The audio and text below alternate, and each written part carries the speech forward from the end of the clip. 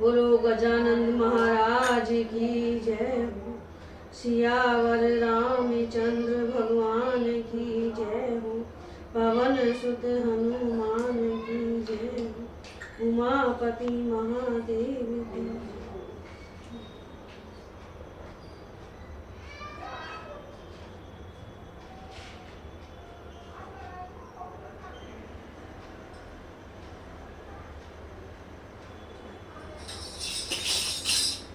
जाओ मुझे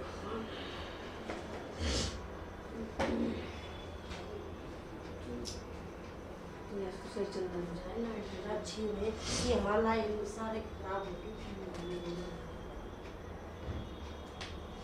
बोलो वाल्मीकि जी महाराज की जय।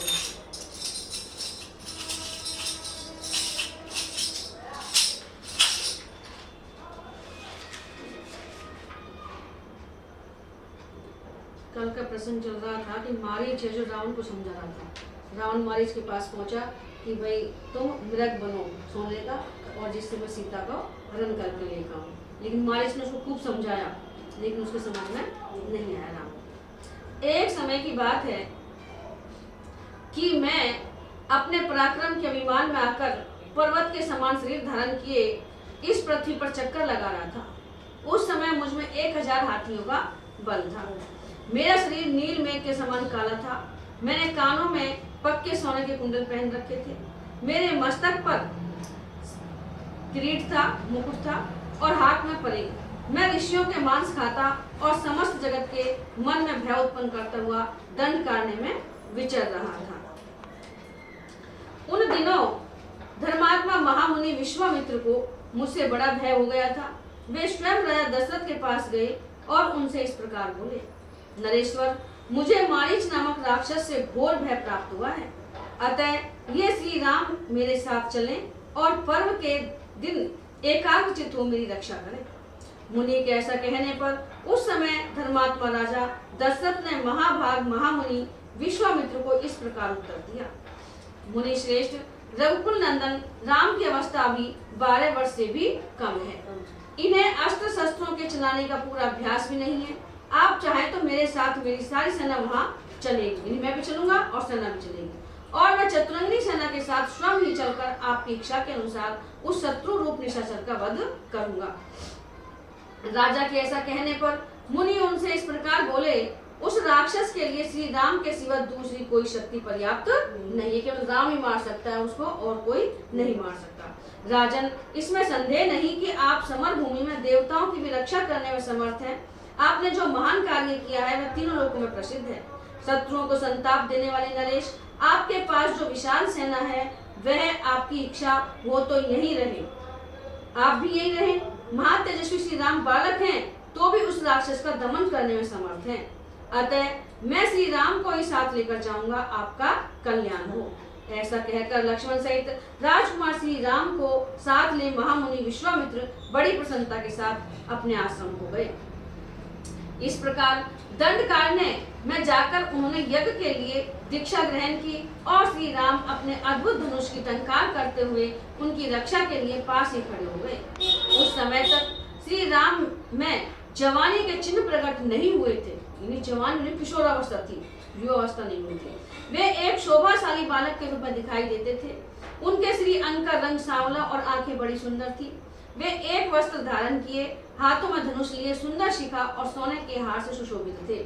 उस समय अपने उद्दीप्त तेज से दंड कारण्य की शोभा बढ़ाते हुए श्री रामचंद्र नवोदित बालचंद्र के समान दृष्टिगोचर हो रहे थे, जैसे चंद्रमा हो ना दोस्ती को। इधर भी मेघ के समान काले शरीर से बड़े घमंड के साथ उस आश्रम के भीतर घुसा। मेरे कानों में तपाए हुए सुवर्ण के कुंडल झिलमिला रहे थे। मैं बलवान तो था ही, मुझे वरदान भी मिल चुका था कि देवता मुझे मार नहीं सकेंगे। भीतर प्रवेश करते ही श्री रामचंद्र जी की दृष्टि मुझ पर पड़ी। मुझे देखते उन्होंने सहसा धनुष उठा लिया और बिना किसी घबराहट के उस पर डोरी चढ़ा दी। मैं मोहवश श्री रामचंद्र जी को यह बालक है ऐसा समझकर उनकी अवहेलना करता हुआ बड़ी तेजी के साथ विश्वामित्र की उस यज्ञ वेदी की ओर दौड़ा। भी तो बच्चा है, अभी क्या मारेगा। इतना ही में श्री राम ने एक ऐसा तीखा बाण छोड़ा जो शत्रु का संहार करने वाला था, परंतु उस बाण की चोट खाकर मैं मरा नहीं, 100 योजन दूर समुद्र में आकर गिर पड़ा। तात वीर श्री रामचंद्र जी उस समय मुझे मारना नहीं चाहते थे, इसीलिए मेरी जान बच गई। उनके बाण के वेग से मैं भ्रांत चित्त होकर दूर फेंक दिया गया और समुद्र के गहरे जल में गिरा दिया गया। तात फिर दीर्घ काल के पश्चात जब मुझे चेत हुआ तब मैं लंकापुरी में गया। इस प्रकार उस समय मैं मरने से बचा। अनायास ही महान कर्म करने वाले श्री राम उन दिनों अभी बालक थे और उन्हें अस्त्र चलाने का पूरा अभ्यास भी नहीं था, तो भी उन्होंने मेरे उन सभी सहायकों को मार गिराया जो मेरे साथ गए थे। इसलिए मेरे मना करने पर भी यदि तुम श्री राम के साथ विरोध करोगे तो शीघ्र ही घोर आपत्ति में पड़ जाओगे और अंत में अपने जीवन से भी हाथ धो बैठोगे। मारिच रावण को खूब समझा रहा है। खेल कूद और भोग विलास के क्रम को जानने वाले तथा सामाजिक उत्सवों को ही देख देख कर दिल बनाने वाले राक्षसों के लिए तुम संताप और अनर्थ मौत बुला लाओगे। मिथिलेश कुमारी सीता के लिए तुम्हें धनियों की अट्टालिकाओं तथा राजभवनों से भरी हुई एवं नाना प्रकार के रत्नों से विभूषित लंकापुरी का विनाश भी अपनी आंखों देखना पड़ेगा। जो लोग आचार विचार से शुद्ध हैं और पाप या अपराध नहीं करते हैं, वे भी यदि पापियों के संपर्क में चले जाएं, तो दूसरों के पापों से ही नष्ट हो जाते हैं। संगति का स्वभाव जैसे शाप वाले सरोवर में निवास करने वाली मछलियां उस तर्क के साथ ही मारी जाती हैं। तुम देखोगे कि जिनके अंग दिव्य चंदन से चर्चित होते थे तथा जो दिव्य आभूषणों से विभूषित रहते थे, वे ही राक्षस तुम्हारे ही अपराध से मारे जाकर पृथ्वी पर पड़े हुए हैं। खर और दूषण मार दिए हैं। तुम्हें यह भी दिखाई देगा कि कितने ही निशाचरों की स्त्रियां हर ली गई हैं और कुछ की स्त्रियां साथ हैं तथा वे युद्ध में मरने से बचकर ऐसा अवस्था में दसों दिशाओं की ओर भाग रहे हैं। निसंदेह तुम्हारे सामने वह दृश्य भी आएगा कि लंकापुरी पर बाणों का जाल सा बिछ गया है, वह आग की ज्वालाओं से घिर गई है और उसका एक एक घर जलकर भस्म हो गया है। ये सामने आएगा हनुमान जी इलाका में। राजन, पराई स्त्री के संसर्ग से बढ़कर दूसरा कोई महान पाप नहीं है। तुम्हारे अंतःपुर में हजारों युवती स्त्रियां हैं, उन अपनी स्त्रियों में अनुराग रखो, अपने कुल की रक्षा करो, राक्षसों के प्राण बचाओ तथा अपनी मान प्रतिष्ठा, उन्नति, राज्य और प्यारे जीवन को नष्ट न होने दो। यदि तुम अपनी सुंदरी स्त्रियों तथा मित्रों का सुख अधिक काल तक भोगना चाहते हो तो श्री राम का अपराध न करो। मैं तुम्हारा हितैषी सुहृदय हूँ। यदि मेरे बारंबार मना करने पर भी तुम हठपूर्वक सीता का अपहरण करोगे तो तुम्हारी सारी सेना नष्ट हो जाएगी और तुम श्री राम के बाणों से अपने प्राण गंवाकर बंधु बांधवों के साथ यमलोक की यात्रा करोगे। इस प्रकार इस समय तो मैं किसी तरह श्री रामचंद्र जी के हाथ से जीवित बच गया। उसके बाद इन दिनों जो घटना घटित हुई है उसे भी सुन लो। श्री राम ने मेरी वैसी दुर्दशा कर दी थी तो भी मैं उनके विरोध से बाज नहीं आया, फिर भी मैं उनका विरोध करता रहा। एक दिन मृग रूपी धारी दो राक्षसों के साथ मैं भी मृग का रूप धारण करके दंडक वन में गया। मैं महान बलशाली तो था ही, मेरी जीभ आग के समान उद्दीप्त हो रही थी, दाढ़ें भी बहुत बड़ी थी, सींग तीखे थे और मैं महान मृग के रूप में मांस खाता हुआ दंड कारण्य में विचरने लगा। रावण मैं अत्यंत भयंकर रूप धारण किए अग्निशालाओं में, जलाशयों के घाटों पर तथा देव वृक्षों के नीचे बैठे हुए तपस्वी जनों को तिरस्कृत करता हुआ सब और विचरण करने लगा। दंड कारण्य के भीतर धर्मानुष्ठान में लगे हुए तापसों को मारकर उनका रक्त पीना और मांस खाना, यही मेरा काम था। मारिच बता रहा रावण, मेरा स्वभाव तो क्रूर था ही। मैं ऋषियों के मांस खाता और वन में विचरने वाले प्राणियों को डराता हुआ रक्त पान करके मतवाला हो दंडक वन में घूमने लगा, मदमस्त हाथी की तरह, कोई चिंता फिक्र नहीं। इस प्रकार उस समय दंड कारण्य में चढ़ता हुआ धर्म को कलंकित करने वाला मैं मारिच, तापस धर्म का आश्रय लेने वाले श्री राम, विधेय नंदिनी महाभागा सीता तथा मितारी तपस्वी के रूप में समस्त प्राणियों के हित में तत्पर रहने वाले महारथी लक्ष्मण के पास जा पहुंचा। वन में आए हुए महाबली श्री राम को यह एक तपस्वी है ऐसा जानकर उनकी अवहेलना करके मैं आगे बढ़ा और पहले के वैर का बारंबार स्मरण करके अत्यंत कुपित हो उनकी ओर दौड़ा। उस समय मेरी आकृति मृग के ही समान थी, मेरे सिंग बड़े तीखे थे। उनके पहले के प्रहार को याद करके मैं उन्हें मार डालना चाहता था। मेरी बुद्धि शुद्ध न होने के कारण मैं उनकी शक्ति और प्रभाव को भूल सा गया था। हम तीनों को आते देख श्री राम ने अपने विशाल धनुष को खींचकर 3 पैने बाण छोड़े, जो गरुड़ और वायु के समान शीघ्रगामी तथा शत्रु के प्राण लेने वाले थे। झुकी हुई गांठ वाले वे सब तीनों बाण, जो वज्र के समान दुसह, अत्यंत भयंकर तथा रक्त पीने वाले थे, एक साथ ही हमारी ओर आए। मैं तो श्री राम के पराक्रम को जानता था और पहले एक बार उनके भय का सामना कर चुका था, इसलिए सट्टापूर्वक उछलकर भाग निकला। भाग जाने से मैं तो बच गया, किंतु मेरे दोनों साथी राक्षस मारे गए। इस बार श्री राम के बाण से किसी तरह छुटकारा पाकर मुझे नया जीवन मिला और तभी से संन्यास लेकर समस्त दुष्कर्मों का परित्याग करके स्थिर चित्त योग अभ्यास में तत्पर रहकर तपस्या में लग गए। उसके बाद में भजन ध्यान में लगे, मैं सब कुछ छोड़ दिया। अब मुझे एक एक वृक्ष में चीर, काला मृग चर्म और धनुष धारण के श्री राम ही दिखाई देते हैं। कितना ध्यानस्थ हो गया कि सब कुछ में भगवान ही। रामायण में ने सब सिया राम में सब जग जानी, करो प्रणाम जो पानी। जो मुझे 5 धारी यमराज के समान प्रतीत होते हैं। रावण, मैं भयभीत होकर हजारों रामों को अपने सामने खड़ा देखता हूँ। यह सारा वन ही मुझे राम में प्रतीत हो रहा है। उनको मतलब सिया राम में सब जग जानी, करो प्रणाम जो पानी, तो वो वाला सारा राम में हो गया उनके लिए। राक्षस राज, जब मैं एकांत में बैठता हूँ तब मुझे श्री राम के दर्शन होते हैं। सपने में श्री राम को देखकर मैं उद्भ्रांत और अचेत सा हो उठता हूँ। रावण, मैं राम से इतना भयभीत हो गया हूँ कि रत्न और रथ आदि जितने भी रकारादि नाम हैं, वे मेरे कानों में पड़ते ही मन में भारी भय उत्पन्न कर देते हैं। जैस नाम से जो अक्षर से शुरू हो गए शब्द, वह सुनते ही मेरे तो कान खड़ा हो जाता है। मैं उनके प्रभाव को अच्छी तरह जानता हूँ, इसलिए कहता हूँ कि श्री राम के साथ तुम्हारा युद्ध करना कदापि उचित नहीं है। रघुकुल नंदन श्री राम राजा बलि अथवा नमुची का भी वध कर सकते हैं। रावण, तुम्हारी इच्छा हो तो रणभूमि में श्री राम के साथ युद्ध करो अथवा उन्हें क्षमा कर दो, किंतु यदि मुझे जीवित देखना चाहते हो तो मेरे सामने श्री राम की चर्चा न करो। लोक में बहुत से साधु पुरुष जो योग युक्त होकर केवल धर्म के ही अनुष्ठान में लगे रहते थे, दूसरों के अपराध से ही परिकरों सहित नष्ट हो गए। निशाचर, मैं भी किसी तरह दूसरों के अपराध से नष्ट हो सकता हूँ, अतः तुम्हें जो उचित जान पड़े वह करो। मैं इस कार्य में तुम्हारा साथ नहीं दे सकता, क्योंकि श्री रामचंद्र जी बड़े तेजस्वी, महान, आत्मबल से संपन्न तथा अधिक बलशाली है। वे समस्त राक्षस जगत का भी संहार कर सकते हैं। यदि शूर्पणखा का बदला लेने के लिए जन स्थान निवासी खल पहले श्री राम पर चढ़ाई करने के लिए गया और अनायास ही महान कर्म करने वाले श्री राम के हाथ से मारा गया, तो तुम ही ठीक ठीक बताओ इसमें श्री राम का क्या अपराध है।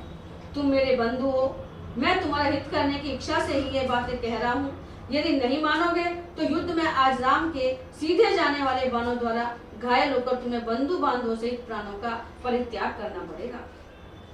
मारीच का वह कथन उचित और मानने योग्य था, तो भी जैसे मरने की इच्छा वाला रोगी दवा नहीं लेता है जब वो मौत नजदीक आ जाए और वह दवा ना ले, उसी प्रकार उसके बहुत कहने पर भी रावण ने उसकी बात नहीं मानी।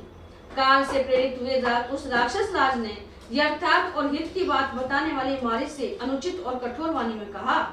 रावण ने कहा मारीच से, दूषित कुल में उत्पन्न मारीच, तुमने मेरे प्रति जो ये अनाप शनाप बातें कही हैं, ये मेरे लिए अनुचित और असंगत हैं। ऊसर में बोए हुए बीज के समान अत्यंत निष्फल है। जैसे बंजर भूमियों में बीज डाल दे, बंद हो जाएगा। नहीं फिर भी वो कहना है नहीं, कहवा का मतलब विनाश काले विपरीत बुद्धि। चाची सब एक में कहो मुंह बंद हो। अब वो दवाई देसी में अंग्रेजी में सब पढ़ी, वहां अंदर जाने ना बोले ना वो, तो वो बात कर लो मरना जो है फिर बंजर भूमि में जैसे बीज बो देते हैं, खोड़ पड़ा रहे हैं, उनमें बीज ना हो गए, ऐसे ही जो अगर समझ में नहीं आए ना बस अच्छी बात है वो भी बेकार। तुम्हारे इन वचनों द्वारा मूर्ख, पापाचारी और विशेषतः मनुष्य राम के साथ युद्ध करने अथवा उसकी स्त्री का अपहरण करने के निश्चय से मुझे विचलित नहीं किया जा सकता। एक स्त्री कैकेयी के मूर्खतापूर्ण वचन सुनकर जो राज्य, मित्र, माता और पिता को छोड़कर सहसा जंगल में चला आया है तथा जिसने युद्ध में खर का वध किया है, उस रामचंद्र की प्राणों से भी प्यारी भार्या सीता का मैं तुम्हारे निकट ही अवश्य हरण करूंगा। मारीच, ऐसा मेरे हृदय का निश्चित विचार है, रावण ने कही। इसे इंद्र आदि देवता और सारे असुर मिलकर भी बदल नहीं सकते।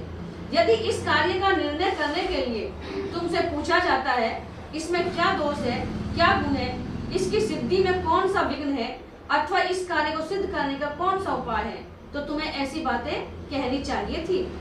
जो अपना कल्याण चाहता हो उस बुद्धिमान मंत्री को उचित है कि वह राजा से उसके पूछने पर ही अपना अभिप्राय प्रकट करे, और वह भी हाथ जोड़कर नम्रता के साथ। राजा के सामने ऐसी बात कहनी चाहिए जो सर्वथा अनुकूल, मधुर, उत्तम, हितकर, आदर से युक्त और उचित हो। राजा सम्मान का भूखा होता है, उसकी बात का खंडन करके आक्षेपपूर्ण भाषा में यदि हितकर वचन भी कहा जाए तो उस अपमानपूर्ण वचन का वह कभी अभिनंदन नहीं कर सकता, कभी नहीं मानता। निशाचर, अमित तेजस्वी, महामनस्वी राजा अग्नि, इंद्र, सोम, यम और वरुण इन 5 देवताओं के स्वरूप धारण किए रहते हैं, इसलिए वे अपने में इन 5 के गुण, प्रताप, पराक्रम, सौम्य भाव, दंड और प्रसन्नता भी धारण करते हैं। अतः सभी अवस्था में सदा राजाओं का सम्मान और पूजन ही करना चाहिए। तुम तो अपने धर्म को न जानकर केवल मोह के वशीभूत हो रहे हो। मैं तुम्हारा अभ्यागत अतिथि हूँ, तो भी तुम दुष्टवश मुझसे ऐसी कठोर बातें कह रहे हो। राक्षस, मैं तुमसे अपने कर्तव्य के गुण दोष नहीं पूछता हूँ और नहीं यही जानना चाहता हूँ कि मेरे लिए क्या उचित है।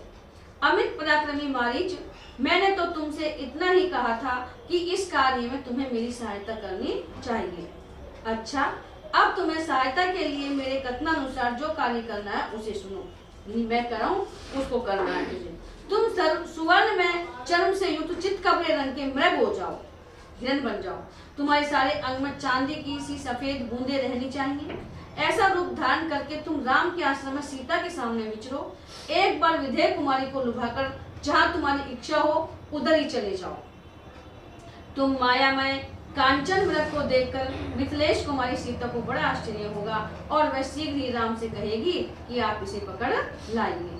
जब राम तुम्हें पकड़ने के लिए आश्रम से दूर चले जाएं, तो तुम भी दूर तक जाकर श्री राम की बोली के अनुरूप ही ठीक उन्हीं के स्वर में हा सीते, हा लक्ष्मण कहकर पुकारना। तुम्हारी उस पुकार को सुनकर सीता की प्रेरणा से सुमित्रा कुमार लक्ष्मण भी इसने बस घबराए हुए अपने भाई के ही मार्ग का अनुसरण करेंगे।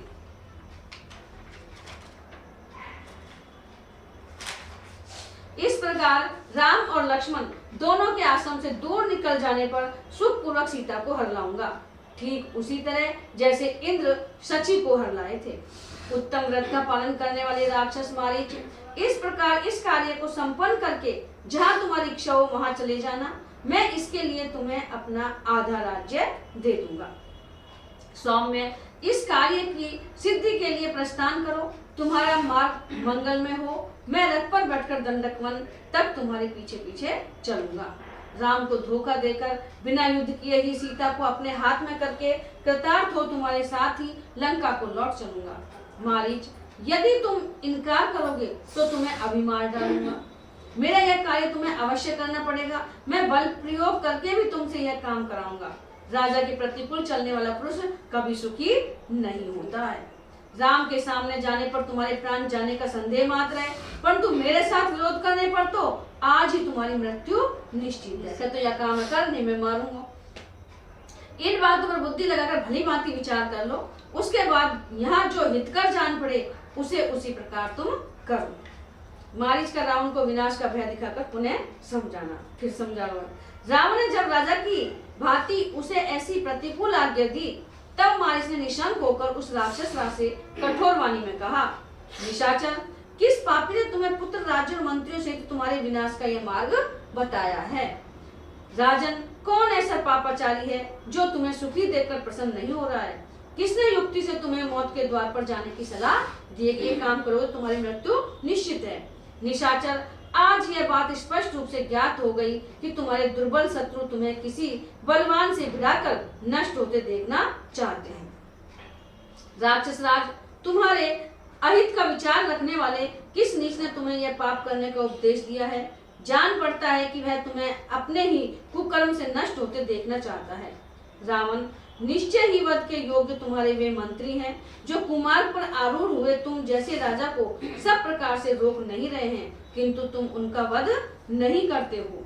अच्छे मंत्रियों को चाहिए कि जो राजा स्वेच्छाचारी होकर कुमार पर चलने लगे उसे सब प्रकार से वे रोके। अच्छा मंत्री होगा तो गलत रास्ते पर चल रहा है तो राजा को रोकेंगे।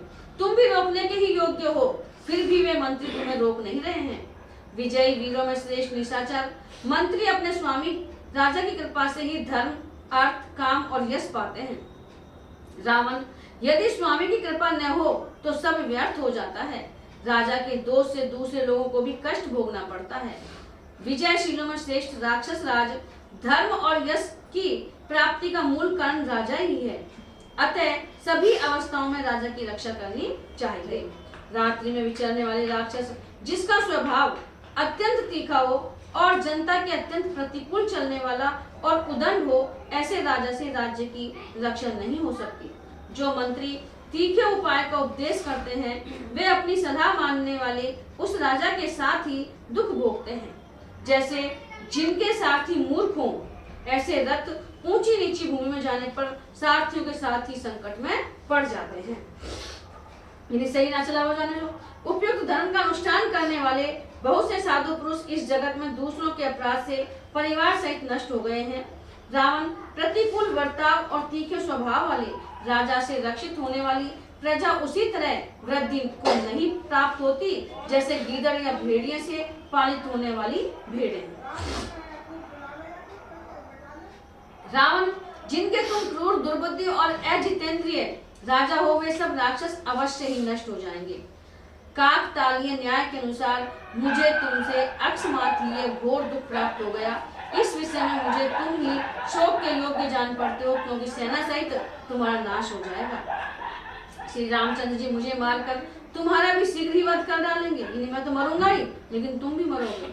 जब दोनों ही तरह से मेरी मृत्यु निश्चित है, मालिश करो कि नहीं करूंगा तो तुम मारेगा और राम का आंसू मरूंगा। जब दोनों तरह से ही मेरी मृत्यु निश्चित है, तब श्री राम के हाथ से होने वाली जो यह मृत्यु है इसे पाकर मैं कृतकृत्य हो जाऊंगा, क्योंकि शत्रु के द्वारा युद्ध में मारा जाकर प्राण त्याग करूंगा।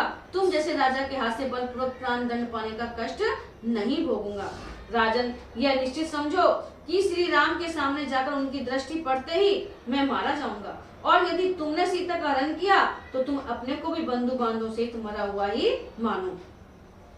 यदि तुम मेरे साथ जाकर श्री राम के आश्रम से सीता का अपहरण करोगे, तब न तो तुम जीवित बचोगे और न मैं ही, न लंकापुरी रहने पाएगी और न वहाँ के निवासी राक्षस ही।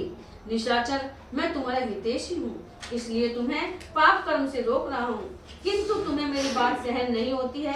सच है, जिनकी आयु समाप्त हो जाती है वे मरणासन पुरुष अपने सुहृदयों की कही हुई हितकर बातें नहीं स्वीकार करते।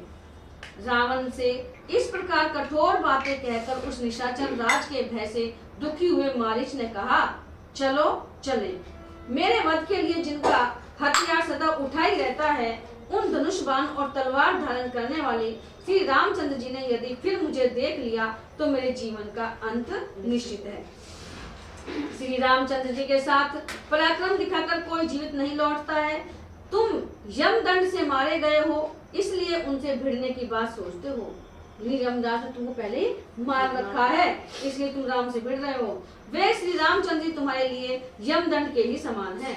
परंतु जब तुम इस प्रकार दुष्टता पर उतारू हो गए, तब मैं क्या कर सकता हूँ। लो, यह मैं चलता हूँ, तात निशाचर तुम्हारा कल्याण हो। मारीच के उस वचन से राक्षस रावण को बड़ी प्रसन्नता हुई। उसने उसे कसकर हृदय से लगा लिया और इस प्रकार कहा, यदि तुमने वीरता की बात कही है, क्योंकि अब तुम मेरी इच्छा के वशवर्ती हो गए हो, इस समय तुम वास्तव में मारीच हो। पहले तुम में किसी दूसरे राक्षस का आवेश हो गया, और बात मान ली ना, तो रावण करके अब तुम मारीच है। यह रत्नों से विभूषित मेरा आकाशगामी रथ तैयार है। इसमें पिशाचों के से मुख वाले गधे जुटे हुए हैं। इस पर मेरे साथ जल्दी से बैठ जाओ। तुम्हारे जिम्मे एक ही काम है, विधेय कुमारी सीता के मन में अपने लिए लोभ उत्पन्न कर दो। उसे लुभाकर तुम जहाँ चाहो जा सकते हो। आश्रम सूना हो जाने पर मैं मिथिलेश कुमारी सीता को जबरदस्ती उठा लाऊंगा। तब टाट का कुमार मारीच ने टाट का यहीं का पिता का नाम टाट का कुमार मारीच ने रावण से कहा, तथास्तु, ऐसा ही हो। तदंतर रावण और मारीच दोनों उस विमान कार रथ पर बैठकर शीघ्र ही उस आश्रम मंडल से चल दिए। मार्ग में पहले की ही भांति अनेक पत्तनों, वनों, पर्वतों, समस्त नदियों, राष्ट्रों तथा नगरों को देखते हुए दोनों ने दंडकारण्य में प्रवेश किया और वहां मारीच सहित राक्षस राज रावण ने श्री रामचंद्र जी का आश्रम देखा। तब उस सुवर्ण भूषित रथ से उतरकर रावण ने मारीच का हाथ अपने हाथ में ले उससे कहा, सखे, यह केलों से घिरा हुआ राम का आश्रम दिखाई दे रहा है। अब शीघ्र ही वह कार्य करो जिसके लिए हम लोग यहाँ आए हैं। रावण की बात सुनकर राक्षस मारीच उस समय मृग का रूप धारण कर श्री राम के आश्रम के द्वार पर विचरने लगा। उस समय उसने देखने में बड़ा ही अद्भुत रूप धारण कर रखा था। उसके सींगों के ऊपरी भाग इंद्रनील नामक श्रेष्ठ मणि के बने हुए जान पड़ते थे। मुखमंडल पर सफेद और काले रंग की बूंदें थी। मुख का रंग लाल कमल के समान था। उसके कान नील कमल के तुल्य थे और गर्दन कुछ ऊंची थी। उधर का भाग इंद्रनील मणि की कांति धारण कर रहा था। पार्श्व भाग महुए के फूल के समान श्वेत वर्ण के थे। शरीर का सुनहरा रंग कमल के केसर की भांति सुशोभित होता था। उसके खुर वैदुर्य मणि के समान, पिंडलियां पतली और पूंछ ऊपर से इंद्रधनुष के रंग की थी, जिससे उसका संगठित शरीर विशेष शोभा पा रहा था। बहुत ही सुंदर उसने रूप बनाया।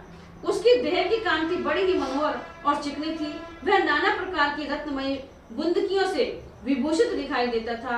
राक्षस मारीच क्षण भर में ही परम शोभाशाली मृग बन गया।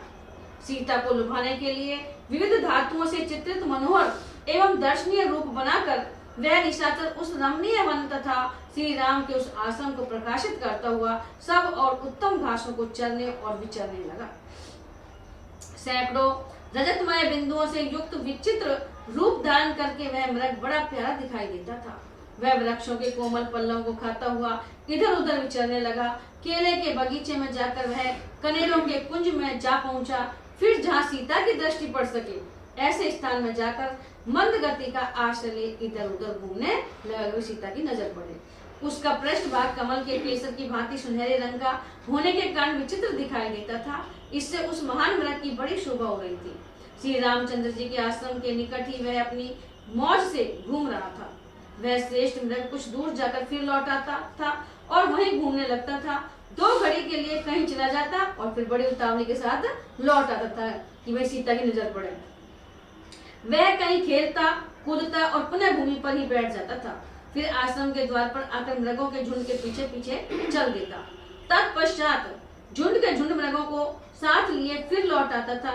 उस मृग रूपधारी राक्षस के मन में केवल यह अभिलाषा थी कि किसी तरह सीता की दृष्टि मुझ पर पड़ जाए। सीता के समीप आते समय वह विचित्र मंडल दिखाता हुआ चारों ओर चक्कर लगाता था। उस वन में विचरने वाले जो दूसरे मृग थे वे सब उसे देखकर पास आते और उसे सूंघकर 10 दिशाओं में भाग जाते थे। राक्षस मारीच यद्यपि मृगों के वध में ही तत्पर रहता था, तथापि उस समय अपने भाव को छिपाने के लिए उन वन्य मृगों का स्पर्श करके भी उन्हें खाता नहीं था। उसी समय मद भरे सुंदर नेत्रों वाली विधेय नंदिनी सीता जो फूल चुनने में लगी हुई थी, कनेर, अशोक और आम के वृक्षों को लांघती हुई उधर आ निकली। फूलों को चुनती हुई वे ही विचरने लगी। उनका मुख बड़ा ही सुंदर था। वे वनवास का कष्ट भोगने के योग्य नहीं थी। परम सुंदरी सीता ने उस रत्नमय मृग को देखा जिसका अंग प्रत्यंग मुक्तामणियों से चित्रित सा जान पड़ता था। उसके दांत और होठ बड़े सुंदर थे तथा शरीर के रोए चांदी एवं तांबे आदि धातुओं के बने हुए जान पड़ते थे। उसके ऊपर दृष्टि पड़ते ही सीता जी की आंखें आश्चर्य से खिल उठी और वे बड़े स्नेह से उसकी ओर निहारने लगी। वह मायामय मृग भी श्री राम की प्राण वल्लभा सीता को देखता और उस वन को प्रकाशित सा करता हुआ वहीं विचरने लगा। सीता ने वैसा मृग पहले कभी नहीं देखा था। वह नाना प्रकार के रत्नों का ही बना जान पड़ता था। उसे देखकर जनक किशोरी सीता को बड़ा विस्मय हुआ। वह मृग सोने और चांदी के समान कांति वाले पार्श्व भागों से सुशोभित था। शुद्ध सुवर्ण के समान कांति तथा निर्दोष अंगों वाली सुंदरी सीता फूल चुनते चुनते ही उस मृग को देखकर मन ही मन बहुत प्रसन्न हुई और अपने पति श्री राम तथा देवर लक्ष्मण को हथियार लेकर आने के लिए पुकारने लगी। वे बार बार उन्हें पुकारती और फिर उस मृग को अच्छी तरह देखने लगती थी। वे बोली, आर्यपुत्र अपने भाई के साथ आइए, शीघ्र आइए। विधेय कुमारी सीता के द्वारा पुकारे जाने पर नरश्रेष्ठ श्री राम और लक्ष्मण वहां आए और उस स्थान पर सब और दृष्टि डालते हुए उन्होंने उस समय उस मृग को देखा।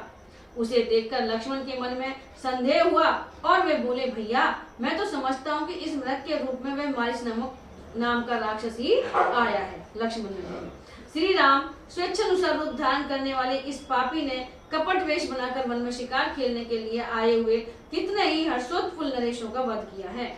पुरुष सिंह ये अनेक प्रकार की मायाएं जानता है। इसकी जो माया सुनी गई है वही इस प्रकाशमान मृग रूप में परिणित हो गई है। इन्हीं माया का धर के ये आया है। यह गंधर्व नगर के समान देखने भर के लिए ही है, इसमें वास्तविकता नहीं है।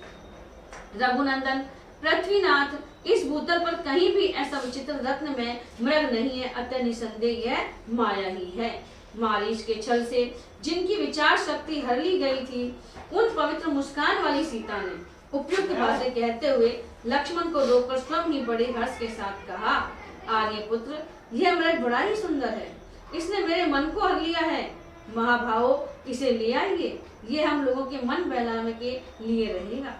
राजन महाभावो, यद्यपि हमारे इस आश्रम पर बहुत से पवित्र एवं दर्शनीय मृग एक साथ आकर चढ़ते हैं तथा श्रमण काली पूंछ वाली चमरी गाय, चमर सफेद पूंछ वाली चमरी गाय, रीछ, चितकबरे मृगों के झुंड, वानर तथा सुंदर रूप वाले महाबली किन्नर भी विचरण करते हैं, तथापि आज के पहले मैंने दूसरा कोई ऐसा तेजस्वी, सौम्य और दीप्तिमान मृग नहीं देखा था जैसा कि यह श्रेष्ठ मृग दिखाई दे रहा है।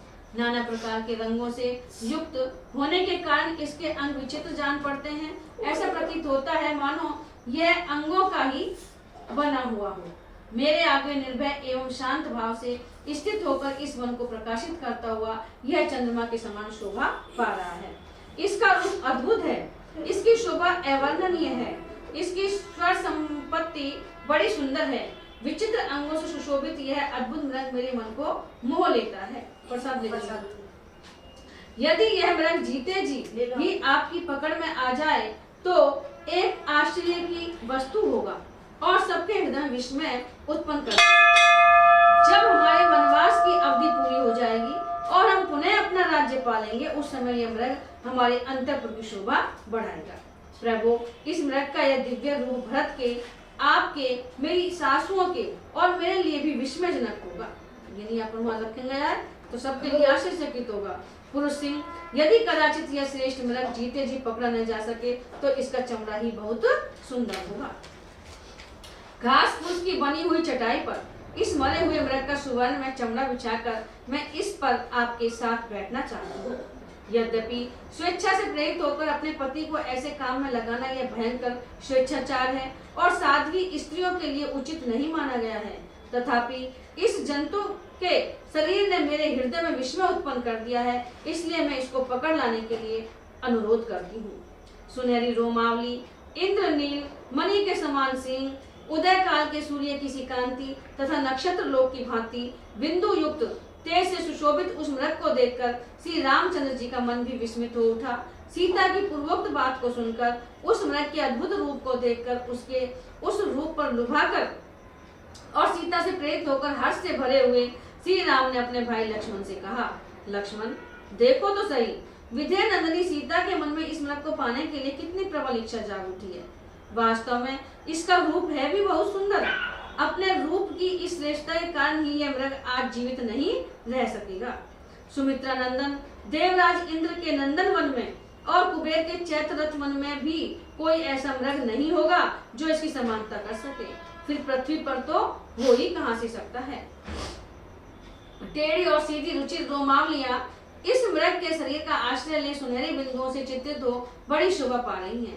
देखो ना, जब यह जम्हाई लेता है तब इसके मुख से प्रज्वलित अग्नि शिखा के समान दमकती हुई जिह्वा बाहर निकल आती है और मेघ से प्रकट हुई बिजली के समान चमकने लगती है।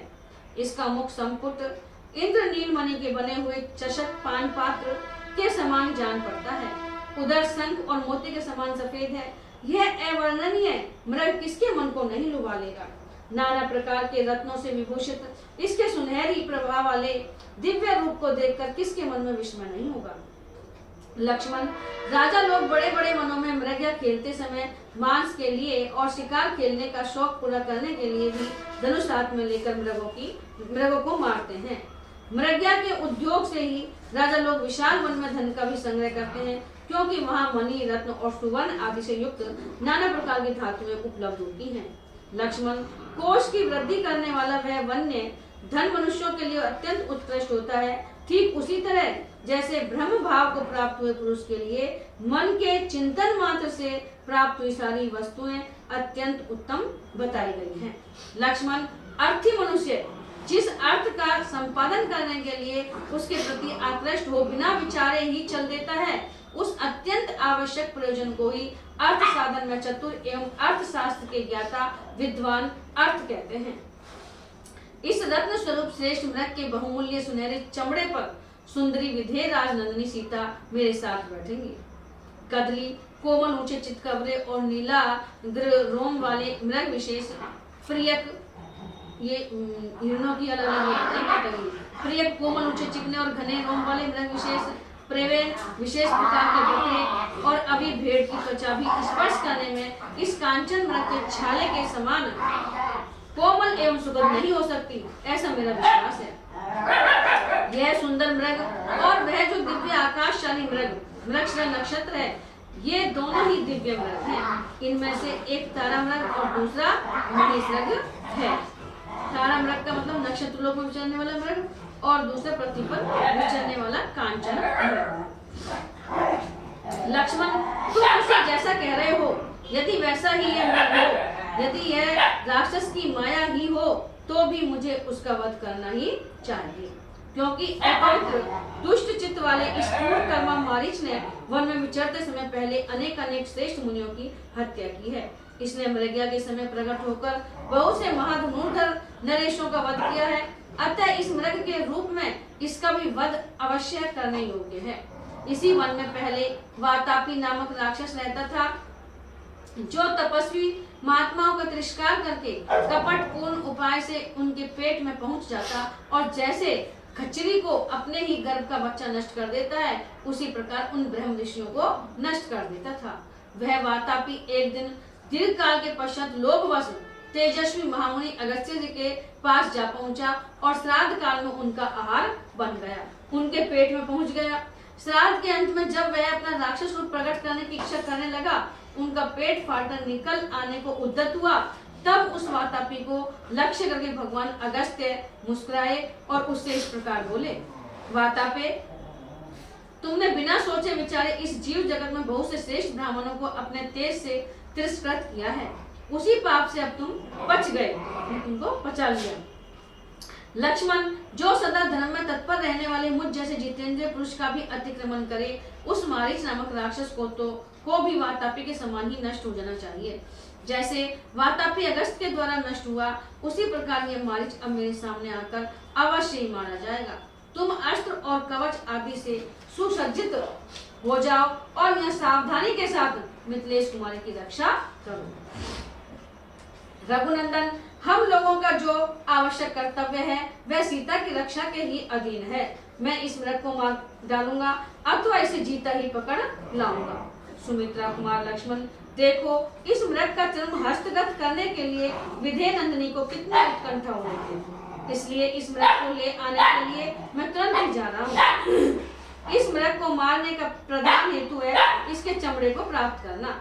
आज इसी के कारण यह मृग जीवित नहीं रह सकेगा।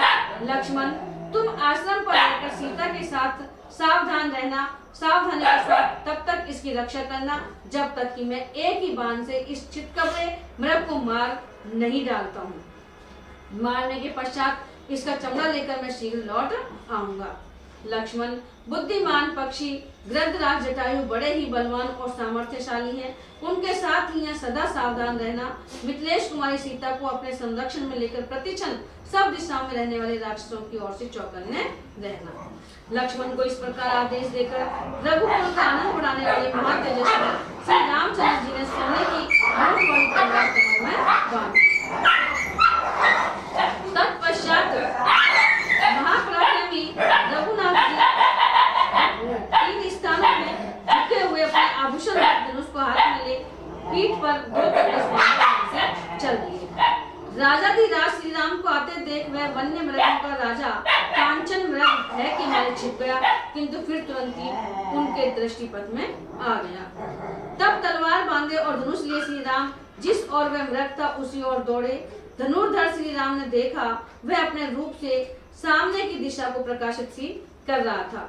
उस महान वन में वह पीछे की ओर देख देख कर आगे की ओर भाग रहा था। कभी छलांगे मारकर बहुत दूर निकल जाता और कभी इतना निकट दिखाई देता कि हाथ से पकड़ लेने का लोभ पैदा कर देता। कभी डरा हुआ, कभी घबराया हुआ और कभी आकाश में उछलता हुआ दिख पड़ता था।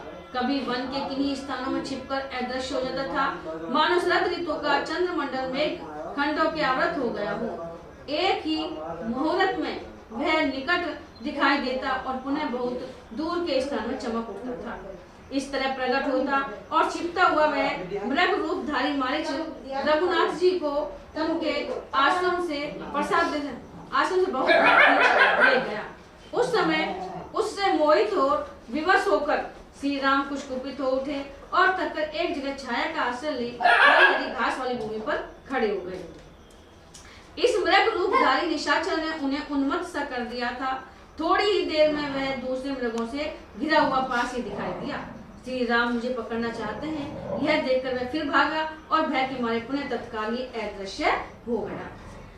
तदंतर वह पुनः दूरवर्ती वृक्ष समूह से होकर निकला। उसे देखकर महातेजस्वी श्री राम ने मार डालने का निश्चय किया। तब वहां क्रोध में भरे हुए बलवान राघवेंद्र श्री राम ने तर्कस से सूर्य की किरणों के समान तेजस्वी एक प्रज्वलित एवं शत्रु संहारक बाण निकालकर उसे अपने धनुष पर रखा और उस धनुष को जोर से खींचकर उस मृग को ही लक्ष्य करके फुफकारते सर्प के समान सनसनाता हुआ वह प्रज्वलित एवं तेजस्वी बाण जिसे ब्रह्मा जी ने बनाया था छोड़ दिया। वज्र के समान तेजस्वी उस उत्तम बाण ने मृग रूपधारी मारीच के शरीर को चीरकर उसके हृदय को भी विदीर्ण कर दिया। उसकी चोट से अत्यंत आतंक हुआ राक्षस ताड़ के बराबर उछलकर पृथ्वी पर गिर पड़ा। उसका जीवन समाप्त हो चला। वह पृथ्वी पर पड़ा पड़ा भयंकर गर्जना करने लगा। मरते समय मारीच ने अपने उस कृत्रिम शरीर को त्याग दिया। फिर रावण के वचन का स्मरण करके उस राक्षस ने सोचा किस उपाय से सीता लक्ष्मण को यहाँ भेज दे और सुने आश्रम से रावण उसे हर ले जाए। रावण के बताए हुए उपाय को काम में लाने का अवसर आ गया। यह समझकर उसने श्री रामचंद्र जी के ही समान स्वर में हा सीते हा लक्ष्मण कहकर पुकारा। श्री राम के अनुपम बाण से उसका मर्म विदीर्ण हो गया था। अतः उस मृग रूप को त्याग कर उसने राक्षस रूप धारण कर लिया। प्राण त्याग करते समय मारीच ने अपने शरीर को बहुत बड़ा बना लिया था।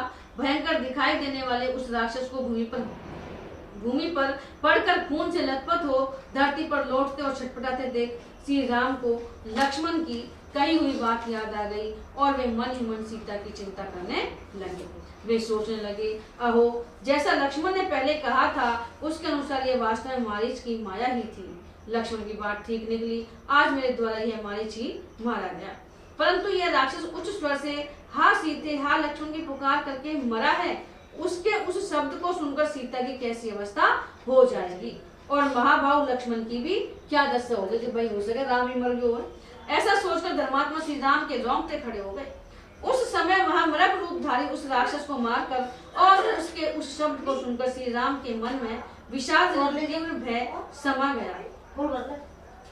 उस लोक विलक्षण मृग का वध करके तपस्वी के उपभोग में आने योग्य फल मूल आदि लेकर श्री राम तत्काल ही जन स्थान के निकटवर्ती पंचवटी में स्थित अपने आश्रम की ओर बड़ी उतावली के साथ चले।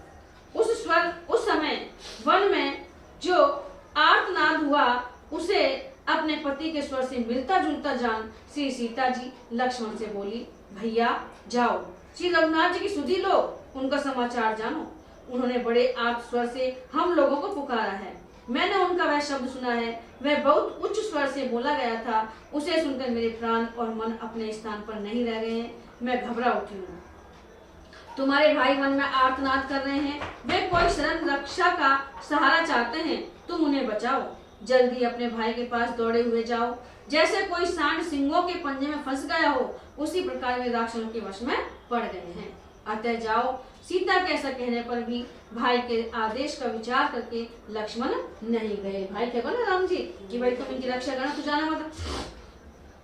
उनके इस व्यवहार से वहां जनक किशोरी सीता क्षुब्ध हो उठी और उनसे इस प्रकार बोली, सुमित्रा कुमार, तुम मित्र रूप में अपने भाई के शत्रु ही जान पड़ते हो। जब ऐसा कोई कटु शब्द कहे तो फिर जाना पड़े, इसलिए तुम इस संकट की अवस्था में भी भाई के पास नहीं पहुंच रहे हो। लक्ष्मण, मैं जानती हूँ तुम मुझ पर अधिकार करने के लिए इस समय श्री राम का विनाश ही चाहते हो। गलत वो आ गई ना बुद्धि। मेरे लिए तुम्हारे मन में लोभ हो गया है निश्चय ही, इसलिए तुम श्री रघुनाथ जी के पीछे नहीं जा रहे हो। मैं समझती हूँ श्री राम का संकट में पड़ना ही तुम्हें प्रिय है। तुम्हारे मन में अपने भाई के प्रति स्नेह नहीं है। यही कारण है कि तुम उन महातेजस्वी श्री रामचंद्र जी को देखने न जाकर यहाँ निश्चिंत खड़े हो। हाय, जो मुख्यतः तुम्हारे सेव्य हैं, जिनकी रक्षा और सेवा के लिए तुम यहाँ आए हो, यदि उन्हीं के प्राण संकट में पड़ गए तो यहाँ मेरी रक्षा से क्या होगा। विधेय कुमारी सीता जी की दशा भयभीत हुई हरिणी के समान हो रही थी। उन्होंने शोक मग्न होकर आंसू बहाते हुए जब उपयुक्त बातें कही, तब लक्ष्मण उनसे इस प्रकार बोले, विधेय नंदिनी, आप विश्वास करें, नाग, असुर, गंधर्व, देवता, दानव तथा राक्षस ये सब मिलकर भी आपके पति को परास्त नहीं कर सकते। मेरे इस कथन में संशय नहीं है। देवी शोभ ने देवताओं, मनुष्यों, गंधर्वों, पक्षियों, राक्षसों, पिशाचों, किन्नरों, मृगों तथा घोर दानवों में भी ऐसा कोई वीर नहीं है जो सम्रांगन में इंद्र के समान पराक्रमी श्री राम का सामना कर सके। भगवान श्री राम युद्ध में अवध्य हैं, अतएव आपको ऐसी बात ही नहीं कहनी चाहिए। श्री रामचंद्र जी की अनुपस्थिति में इस वन के भीतर मैं आपको अकेली नहीं छोड़ सकता। सैनिक बल से संपन्न बड़े बड़े राजा अपनी सारी सेनाओं के द्वारा भी श्री राम के बल को कुंठित नहीं कर सकते। देवता तथा इंद्र आदि के साथ मिले हुए तीनों लोग भी यदि आक्रमण करें तो वे श्री राम के बल का वेग नहीं रोक सकते। अतः आपका हृदय शांत हो, आप संताप छोड़ दें। आपके पति देव उस सुंदर मृग को मारकर शीघ्र ही लौट आएंगे। वह शब्द जो आपने सुना था अवश्य उनका नहीं था। किसी देवता ने कोई शब्द प्रकट किया हो ऐसी बात भी नहीं है। वह तो उस राक्षस की गंधर्व नगर के समान झूठी माया ही थी। लक्ष्मण जी सब जान गया। सुंदरी विधेय नंदिनी, महात्मा श्री रामचंद्र जी ने मुझ पर आपकी रक्षा का भार सौंपा है। इस समय आप मेरे पास उनकी धरोहर के रूप में हैं, अतः आपको मैं यहाँ अकेली नहीं छोड़ सकता। कल्याणमयी देवी, जिस समय खर का वध किया गया उस समय जन स्थान निवासी दूर से बहुत से राक्षस भी मारे गए थे। इस कारण इन निशाचरों ने हमारे साथ वैर बांध लिया है। विधेय नंदिनी, प्राणियों की हिंसा ही जिनका क्रीड़ा विहार या मनोरंजन है, वे राक्षसी इस विशाल वन में नाना प्रकार की बोलियां बोला करते हैं। अतः आपको चिंता नहीं करनी चाहिए। लक्ष्मण के ऐसा कहने पर सीता को बड़ा क्रोध हुआ। उनकी आंखें लाल हो गई और वे सत्यवादी लक्ष्मण से कठोर बातें कहने लगी। अनार्य, निर्दयी, क्रूर कर्मा, कुलांगर, मैं तुझे खूब समझती हूँ। श्री राम किसी भारी विपत्ति में पड़ जाए यही तुझे प्रिय है, इसलिए तू राम पर संकट आया देखकर भी ऐसी बातें बना रहा है। लक्ष्मण, तेरे जैसे क्रूर एवं सदा छिपे हुए शत्रुओं के मन में इस तरह का पापपूर्ण विचार होना कोई आश्चर्य की बात नहीं है। तू बड़ा दुष्ट है। श्री राम को अकेले वन में आते देख मुझे प्राप्त करने के लिए ही अपने भाव को छिपाकर तू भी अकेला ही उनके पीछे पीछे चला आया है। अथवा यह भी संभव है कि भरत ने ही तुझे भेजा हो, परंतु सुमित्रा कुमार तेरा या भरत का वह मनोरथ सिद्ध नहीं हो सकता। नील कमल के समान श्याम सुंदर कमल नयन श्री राम को पति रूप में पाकर मैं दूसरे किसी क्षुद्र पुरुष की कामना कैसे कर सकती हूँ। सुमित्रा कुमार, मैं तेरे सामने ही निसंदेह अपने प्राण त्याग दूंगी, किंतु श्री राम के बिना एक क्षण भी इस भूतल पर जीवित नहीं रह सकूंगी। सीता ने जब इस प्रकार कठोर तथा रोंगटे खड़े कर देने वाली बात कही, तब जितेंद्र लक्ष्मण हाथ जोड़कर उनसे बोले, देवी, मैं आपकी बात का जवाब नहीं दे सकता, क्योंकि आप मेरे लिए आराधनीय देवी के समान हैं। मिथिलेश कुमारी, ऐसी अनुचित और प्रतिकूल बात मुंह से निकालना स्त्रियों के लिए आश्चर्य की बात नहीं है, क्योंकि इस संसार में नारियों का ऐसा स्वभाव बहुधा देखा जाता है। स्त्रियां प्राय विनय आदि धर्मों से रहित, चंचल, कठोर और घर में फूट डालने वाली होती हैं। विधेय कुमारी जानकी, आपकी ये बात मेरे दोनों कानों में तपाए हुए लोहे के समान लगी है। मैं ऐसी बात सह नहीं सकता। इस वन में विचरने वाले सभी प्राणी साक्षी होकर मेरा कथन सुने। मैंने न्याययुक्त बात कही है तो भी आपने मेरे प्रति ऐसी कठोर बात अपने मुंह से निकाली है। निश्चय ही आज आपकी बुद्धि मारी गई है। आप नष्ट होना चाहती हैं। धिक्कार है आपको जो आप मुझ पर ऐसा संदेह करती हैं। मैं बड़े भाई की आज्ञा का पालन करने में दृढ़ता पूर्वक तत्पर हूँ और आप केवल नारी होने के कारण साधारण स्त्रियों के दुष्ट स्वभाव को अपनाकर मेरे प्रति ऐसी आशंका करती हैं। अच्छा, अब मैं वहीं जाता हूँ जहाँ भैया श्री राम गए हैं। सुमुखी, आपका कल्याण हो। विशाल लोचने, वन के संपूर्ण देवता आपकी रक्षा करें, क्योंकि इस समय मेरे सामने जो बड़े भयंकर अपशकुन प्रकट हो रहे हैं उन्होंने मुझे संशय में डाल दिया है। क्या मैं श्री रामचंद्र जी के साथ लौटकर पुनः आपको सकुशल देख सकूंगा? मन में शंका तो जब होगी उनके। लक्ष्मण के ऐसा कहने पर जनक किशोरी सीता रोने लगी। उनके नेत्रों से आंसू की तीव्र धारा बह चली। वे उन्हें इस प्रकार उत्तर देती हुई बोली, लक्ष्मण, मैं श्री राम से बिछुड़ जाने पर गोदावरी नदी में समा जाऊंगी अथवा गले में फांसी लगा लूंगी, अथवा पर्वत के दुर्गम शिखर पर चढ़कर वहां से अपने शरीर को नीचे डाल दूंगी या तीव्र विषपान कर लूंगी अथवा जलती आग में प्रवेश कर जाऊंगी, परंतु श्री रघुनाथ जी के सिवा दूसरे किसी पुरुष का कदापि स्पर्श नहीं करूंगी। लक्ष्मण के सामने प्रतिज्ञा करके शोकमग्न होकर रोती हुई सीता अधिक दुख के कारण दोनों हाथों से अपने उदर पर आघात करने लगी, छाती पीटने लगी। विशाल लोचना सीता को आर्त होकर रोती देख सुमित्रा कुमार लक्ष्मण ने मन ही मन उन्हें सांत्वना दी, परंतु सीता उस समय अपने देवर से कुछ नहीं बोली। तब मन को वश में रखने वाले लक्ष्मण ने दोनों हाथ जोड़कर कुछ झुककर मिथिलेश कुमारी सीता को प्रणाम किया और बारंबार उनकी ओर देखते हुए श्री रामचंद्र के पास चल दिए। बोलो सियावर रामचंद्र भगवान की जय।